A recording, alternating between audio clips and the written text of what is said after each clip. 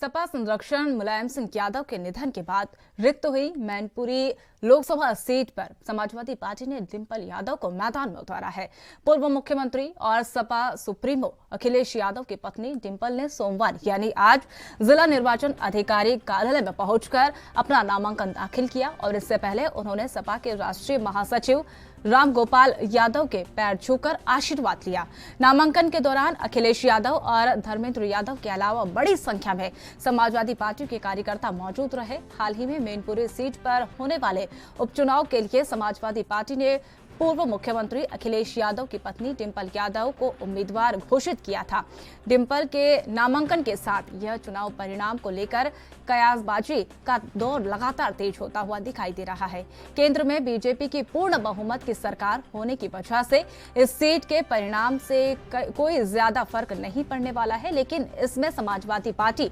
का मनोबल काफी बढ़ता हुआ दिखाई दे रहा है। ऐसे में इस सीट पर बीजेपी ने अपनी ओर से पूरी ताकत लगाती हुई दिखाई देगी। हालांकि इस दौरान अखिलेश यादव ने कहा कि अपना पूरा परिवार उनके साथ है और पूरा परिवार मिलकर चुनाव प्रचार करेगा। साथ ही उन्होंने कहा कि यह भी कहा कि डिंपल ऐतिहासिक जीत के साथ मैनपुरी में सीट पर काबिज होने वाली है।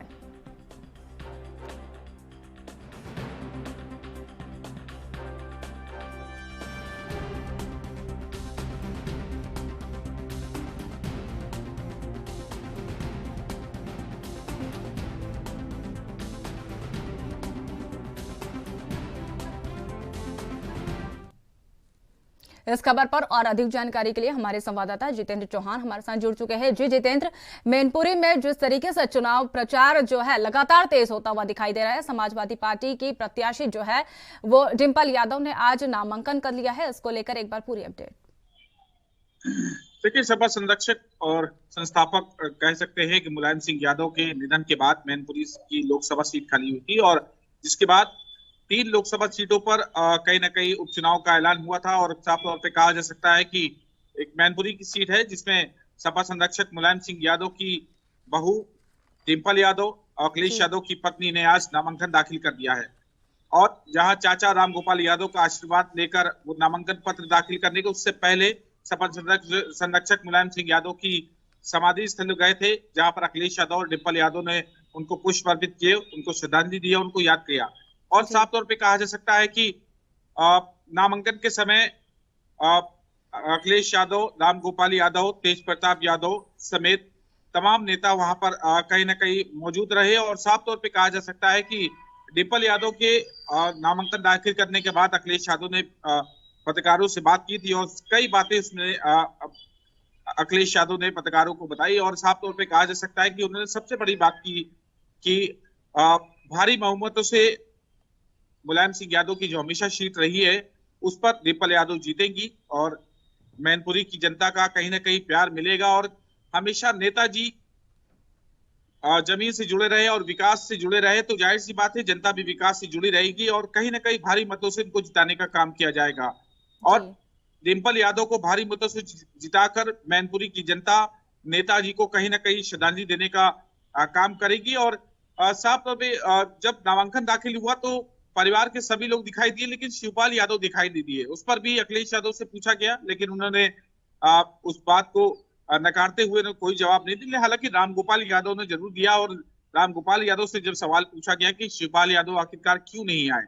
तो उन्होंने इस बात को कहा कि उनके बेटे आदित्य यादव आए हैं और उनसे पूछ के ही डिंपल यादव को उम्मीदवार घोषित किया गया है। और कहीं ना कहीं मैनपुरी की सीट पर जहां डिंपल यादव को समाजवादी पार्टी की ओर से प्रत्याशी घोषित कर दिया गया है तो भारतीय जनता पार्टी की कोर कमेटी की बैठक भी हो चुकी है कल और कहीं ना कहीं बैठक में साफ हो चुका है कि जल्दी वो कैंडिडेट उतारेंगी। हालांकि केंद्र सरकार में भारतीय जनता पार्टी के होने के चलते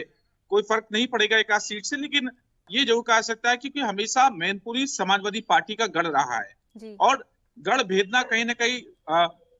चाहती है भारतीय जनता पार्टी। ये नहीं चाहती किस तरह का कैंडिडेट उतारेगी। माना जा रहा है कि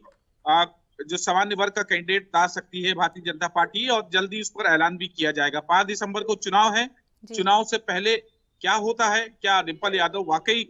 मैनपुरी की जनता नेताजी की सीट को उनकी बहू को उस पर विराजमान करेगी और आगे क्या होता है ये तो आने वाले वक्त बताएगा। लेकिन ये जरूर कहा जा सकता है कि शिवपाल यादव की नाराजगी अभी भी बरकरार है। और शिवपाल यादव भी इस पर सवाल पूछा गया था, शिवपाल यादव ने भी कोई जवाब नहीं दिया। लेकिन ये जरूर कहा जा सकता है कि परिवार के एक सदस्य हमेशा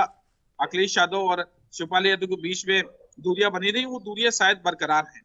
जी, जिस तरीके से आपने कहा कि मैनपुरी में सपा जो है समाजवादी पार्टी का गढ़ कहा जाता है, और बात कर ली जाए बीजेपी की, तो वहां पर ब्रजेश पाठक ने एक बयान दिया है और कहा है कि कमल जो है वो कीचड़ में खिलता है। इसका मतलब होता है कि बीजेपी का उन्होंने जीत का दावा किया है, तो उसको लेकर बीजेपी की क्या अपनी रणनीति होगी?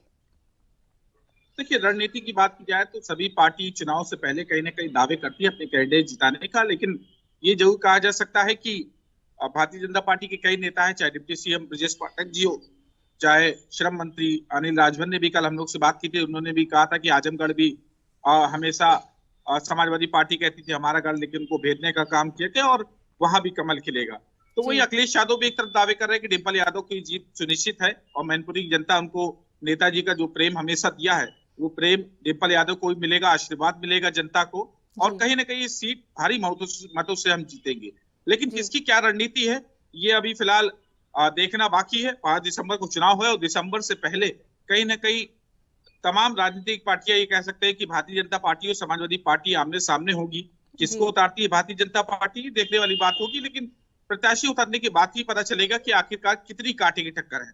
जी, जिस तरीके से बात की जाए प्रचार अभियान की, तो आज से समाजवादी पार्टी जो है अपना प्रचार अभियान शुरू करने वाली है, और अखिलेश यादव के बयान में उन्होंने साफ तौर पे कहा कि जीत तो मैनपुरी में समाजवादी पार्टी की होगी। तो समाजवादी पार्टी जो है अपनी जो रणनीति क्या इसमें क्या रहने वाली है, और कुछ अहम मुद्दों पर जो है वो जनता के मुद्दों से